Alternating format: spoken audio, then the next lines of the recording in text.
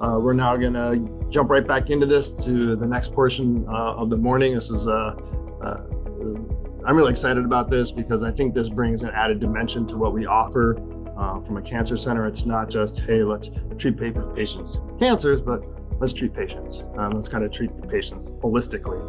The first I'd like to do is introduce Dr. Rena Szabo. But Dr. Szabo has been a colleague of mine for many years. She's the head of the Department of Psychology here in the Banner Medical Group and does wonderful work with the cancer patients. And I'd like her to come and present Living with Uncertainty. Hi, good morning. So I'm Rena Szabo, and I have this really unique and privileged space in our community here. We deal with cancer, and my theory is we can get rid of the cancer, we can treat the cancer, but if we don't treat the soul and the person and the family, then you're broken at the end, whether you're cured or not, or disease-free or not. So if we don't look at it from a person perspective, we're doing a disservice. And I get to work at that intersection of psychology and medicine and add a different approach from my very scientific colleagues.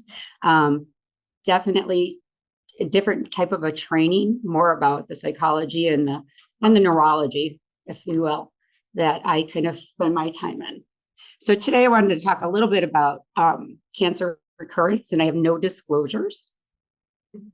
So you will have fear of recurrence. It's normal. You know, anxiety is normal. A burglar alarm is there to stop burglars. You don't want to turn it off, right? Because then the burglar may just burglarize your home. So you don't want to turn off that anxiety. You don't want to turn off that fear, but you want to be able to manage the fear. And so our brains really crave that information to keep us alive. And that's what it's telling us. Something's wrong. It's a cue that may have gotten you into your first initial diagnosis. But how do you keep that from hijacking you and taking you down a path where you're focused more on recurrence of cancer than you are on your life and your loved ones and your quality of life, right? So whenever we do not feel in control, you know, there's that ambiguity. We want to control it. How do you go against that? How do you fight that? And we'll talk a little bit more about that today. But the worry is not bad. The fear is not bad. It's just the level of it. So I'm sure if you're sitting here or you're online, you're thinking, I've thought these things, I've said these things. Will my cancer come back? You say it to your loved ones, you say it in your own head, you say it to your providers. Will it progress? Will I get a secondary cancer related to the treatment that I had? Will I recognize the symptoms? What do I pay attention to? I mean, I was diagnosed and I was fatigued. 2 years later, I'm fatigued. What does that mean? Do I dismiss my thoughts about it because I'm over worrying? And my family tells me I'm just need to let it go and I'm over preoccupied with this thought. And am I doing enough or am I overdoing it? Right? So all those different types of questions not only impact you, but impact your family. So when I talk about fear of recurrence, it's a relationship topic because how you're educated on your fear of recurrence and how you educate your family members on your fear of recurrence is really going to change how those relationships go forward in your survivorship. So fear of melanoma recurrence, it actually FMR, it actually has an acronym for it. It's a different, you know, fear of recurrence of cancer is a general statement, but there's some specifics to fear of melanoma recurrence. Younger people seem to have a greater height of that fear. Older people seem to have a little more management of it. And it's not to say that it's not important in both. And I don't know if it's because as we age, we say we've had this great life, we don't want to give it up. And the younger individuals say, well, I haven't even had a chance at that life. I have more life to think about this. So not sure where that comes from, but it's just something that's out there in the literature. So worrying about that cancer coming back, mild is healthy. I hope that every patient in our cancer center has some mild fear of recurrence, and specifically for melanoma, right? We've talked about different types of melanoma. I think kind of like the smoking issue that was mentioned, you know, our behaviors, what we think about a lot of times in melanoma, it's our behaviors that have caused this, right? Or our environments that have caused this. So you try to change your behaviors. Or when you're talking about fear of melanoma, if it is a genetic component, right? Oh my gosh, I can't even get away from it. I can't even change behaviors, but you can, because your behaviors, no matter if it's genetic or if it's environmental, your behaviors can turn things on or off. So you always are part of the treatment plan with your lifestyle and your behaviors, right? If you're not a part of the treatment plan, nothing that we do in that medical record means anything. So when we're talking about moderate fear of recurrence, a lot of times my colleagues will see this and they'll see it in terms of, can I have an extra test? Or I'm not supposed to see you for 6 months, but how about 3 months? You know, you start to do the negotiation. And what happens here, you know, I'm putting this up here, but I'm really more speaking to it, is that you see either avoidant behavior here with the moderate and the high, or you see a preoccupation with reassuring behaviors. And the avoidant behaviors, we know, I mean, many of you at certain times, if you've dealt with melanoma, have avoided going to events outside possibly, right? Or you've avoided certain things during your treatment because you don't feel well, you don't look well, and you isolate. Cancer is very isolating sometimes. That in and of itself is a behavioral process that you and your loved ones have to manage and use protections as far as the cancer risk. But when it comes to the reassuring behaviors, it's like a drug, right? So, you know, Dr. Mahmood, I know I just saw you 2 weeks ago, but I'm calling your nurse right now, and I have found another. Can I just make another appointment? And we say, okay, yes, come on in, have another appointment. And it's like the drug dealer dealing the drug, but it's almost this bad position that we're put in because we are in a medical field and we want to pay attention. We don't want to miss anything, but we also don't want to feed that high or moderate fear, right? Because then you're not living. And cancer will win. I don't care where you are. If it has more attention in your life than the things around you that you love or the people you love. So remember that. So when you're fighting cancer, when you're surviving cancer, I've heard this a million times, we all have. I can't wait until my treatment is over because guess what? Then I'm going to do this. I'm going to live like this. No, that starts at diagnosis because otherwise cancer is winning no matter what. You better be living through this. And whether it's a psychological thought process, a behavior, those things cannot take over because they are connected to the cancer. Right? So there's a lot of conceptualization on the melanoma. Just because of the societal impact on sun safety, we tend to focus on that. Just like in the past, we focused on lung cancer and smoking. More than half of my patients are non-smokers and never have smoked. So there's this unknown part of how this comes to be, right? For people who are not in it, you know more about melanoma now, right? Things we never knew before until you're sitting in that appointment or with that diagnosis.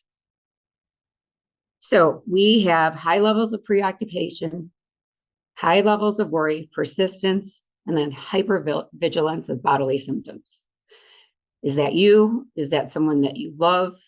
Are you that spouse that says, if I have to look at one more mole? Or are you that person that has the little mole sheet sitting there and you're going around? Is it too much, right? If you think about fear of recurrence on a level of 1 to 10, anything over 5 is controlling you. Anything under 3, you're fine. Warning signs come at 4 and 5. So it's up to you to get educated on fear of recurrence, but specifically your triggers, because it's not going to go away until the day you're no longer on this earth. You now have a different paradigm of the world. So when you look at the literature out there, when you look at different cancers, we have fear of recurrence levels that are, different based on the disease type. So with survivors of metastatic melanoma, right, we have 86% of them have been shown to have moderate to high. That and lung cancer are probably the highest fear of recurrence levels. So you have to ask yourself, did you know this? Are you experiencing it now? Did you ever realize in survivorship that this was going to be something that was going to hang out with you, that uninvited dinner guest that you're like, wait, you weren't invited, please leave? No, pull the chair in and let that fear sit at the table. Don't push it away. The more you push away any type of fear or anxiety, the bigger it gets. So are you going to be a storm chaser, or is the storm going to chase you? So when you look at fear of melanoma recurrence, and this is where age comes in, female, gender, and I don't know why I doubled that, just because I'm a female, I guess I decided to do that, please forgive. Your baseline symptoms, employment or unemployment. So they find that people who are employed have less fear of recurrence, which makes sense, maybe more of a distraction. Latina and Latinos have a higher fear. The type and the length of the treatment, the longer and the harsher, cause more fear. Physical symptoms, side effects. If you have lung cancer and melanoma, you're almost at a 99% actually when it comes to fear of recurrence if you have both cancers. The multimodal modalities of our options of treatment, and that is going to be coming again more and more, as we've heard today from Dr. Mahmood. How much do you know about your disease process? How much do you know about the medical processes and the education about your disease and the treatments and the outcomes and the survivorships, how severe it is, and your educational level? And 97% of all cancers have a mild fear of recurrence. But again, like I said, melanoma and lung are the highest. You put them together, and that's a real tough one. So how does it show up? Constantly checking mold. We kind of mentioned that. Emotional numbness, uncertainty, withdrawing from friends and family, not making plans for the future. Just ask your question that during your treatment or diagnosis, at any time did you just cut off the future and thought, I'm not going to go on that trip. I'm not making that cruise reservation because I don't know. I've had so many patients just stop future plans. Difficulty focusing, poor sleep, and avoiding medical appointments. I know that I have patients, I'm sure we can all say we have patients that you're going through and you meet patients and you have a lot of them, and all of a sudden one day you go, gosh, I remember this person. I wonder why I haven't seen them. And is it because why? Are they just afraid to come back to find out? When does it occur? So I kind of put it in the category of 6 areas. Diagnosis, that's when it starts, right?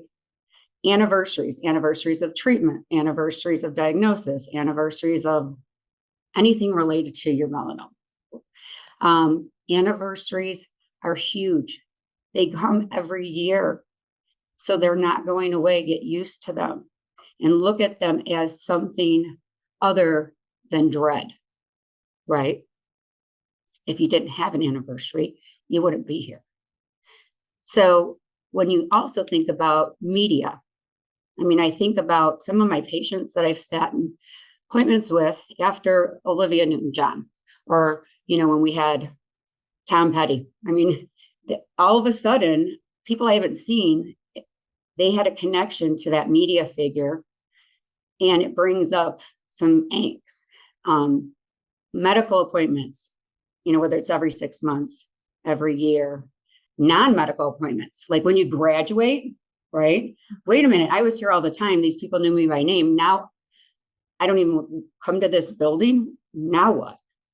Right? You're handing me back to my primary care? No, I want to stay with you, that kind of a thing. I'm yours now. So those are some of the areas as well. When symptoms come, whether they're related to your cancer or not, that hyper focus on your body. And also when you have loved ones or people you care about, might be a completely different cancer, but it will prompt something in you. So know those are 6 potential areas and start to pay attention and plan for them. Like I can tell you on average, I see people coming in who I see people more regularly and then others infrequently. But when scan time is coming, 2 weeks before, all of a sudden they're back in my office. And then we work through it because it's that fear of last time I had a scan, what happened? Or the last scan was good, but what if it's not this time? I have one patient, actually a melanoma patient survivor, who does not drive on the 60 in order to avoid this hospital. Does not want to see this. So takes back roads unless she has to come here. So, I mean, those types of behaviors are part of this, right? And you know what? It's like I said, it's very natural. It's a human experience, right? Our brain is made for fight or flight. Our amygdala is our love-hate center. I call it amygdala hijacking, takes over everything that is common sense goes away. And you're just going in a direction you don't even know where you're going. So you have that alarm stage, right? And this is kind of when your central nervous system is ramped up and it prepares your body to fight or flee. And at this point, your cortisol is raging, right? Inflammation starts in your body at several different levels. And that's fine. Our body's supposed to do that, but then it's supposed to calm down and go away. When this becomes chronic, this fear just never has a pause. That's when all of that inflammation hangs out longer. Your cortisol's messed up, your sleep's messed up, your thinking, your concentration, your focus. Those are the things that we talk about from the biopsychosocial model, and that what can you do in your world to add to their treatment plan or my treatment plan, our treatment plan. That's when you say, okay, cancer and inflammation love each other, right? So what can you do behaviorally to get rid of it? How do I manage my stress? How do I manage those fight flight hormones that are raging through your body over time? The resistance stage is when your body does attempt to normalize, right? And recover from your fear. But then what happens if you can't manage it is the exhaustion stage, right? When you're just exhausted. Over time, it's chronic and you just are either numb or shut down.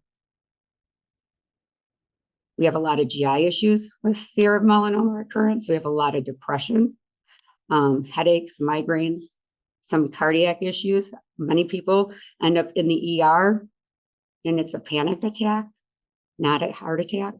But also those rising hormones impact your immune system. And we have a team here who's trying to help your immune system fight the cancer, not fight you. So asking yourself, is it true? Trying to balance your thoughts, give yourself some grace. If you're a family member and you're annoyed by that individual, give them grace, learn about it, talk about the fear of recurrence.